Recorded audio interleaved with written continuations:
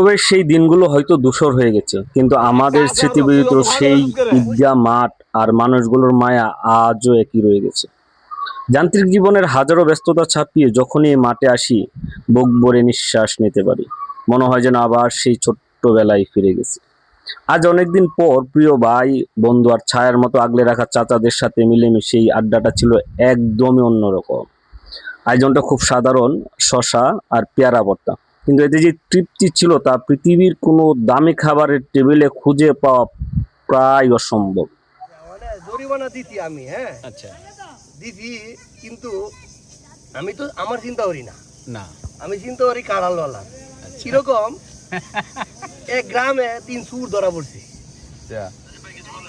সুর ধরা পড়ছে, একটা হলো সুপারি সুর, একটা হলো ডাব সুর, আর একটা হলো কাঁড়াল সুর। মানে গ্রামের মুরব্বীরা রায় দিতে যে দিতে চুরি করছে এর 5,000 দিব। সুপারি ওলার ভিতরে তো সুপারি দিতেছে, সুপারি ওলা মনে মনে আসে পরে মুরব্বীরা দিয়ে গেল, কিন্তু তুই আসস করে? আমি তো আমার দুঃখে আসি না, আমি আসি কাঁড়াল দুঃখে। কাঁড়াল ভিতরে সব কাঁড়াল দিব, সবাই আর কিরম লাগে। একজন ব্যক্তি কলা নিয়ে যেতেছে, পাকা কলা। রাস্তা যাওয়ার পথে জিজ্ঞেস করলো আর কি, যে চাচা কলাটা কি গাছের? চাচা খুব হাস্যজ্জ্বল সুন্দর উত্তর দিল, কলা গাছের না, কলা ওয়ার্কশপের। চাচা একটা গান শুনবো আমরা। দূরের মানুষ হয়ে গেলে তুমি একটি দিনের ব্যবধানে, দূরের মানুষ হয়ে গেলে তোমার বিরহ আগুন এ বুকে জ্বলছে, তবুও পোড়া মন তোমার কথায় বলছে।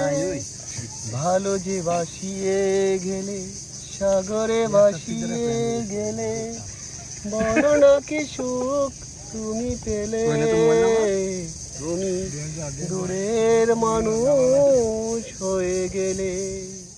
ব্যস্ততায় আমরা অনেক কিছুই পাই, কিন্তু গ্রামের এই মায়া আর আপনজনদের সাথে কাটানো এমন রিফ্রেশিং মুহূর্তগুলো অন্য কোথাও কেনা যায় না। বড় হওয়ার মিছিলে এই ছোট ছোট আনন্দগুলোই তো আমাদের শিকড়ের কথা মনে করিয়ে দেয়। অটুট থাকুক এই মিলন মেলা আর বড়দের দোয়া। মানুষ বদলায়, পরিস্থিতি বদলায়, কিন্তু এই মহব্বতের মানুষগুলো আর আমাদের শৈশবের এই স্মৃতি মাখা মাঠটা আজও আগের মতোই পরম মমতায় আমাদের আগলে রেখেছে। আলহামদুলিল্লাহ, আলহামদুলিল্লাহ। রাব্বি অমৃত, অমৃত। তোমার আমি বানাইছি, আমি কি খারাপ কইরাম? কাকা অসাধারণ। কাকা ভালোবাসার মিশ্রণ, ভালোবাসার মিশ্রণ।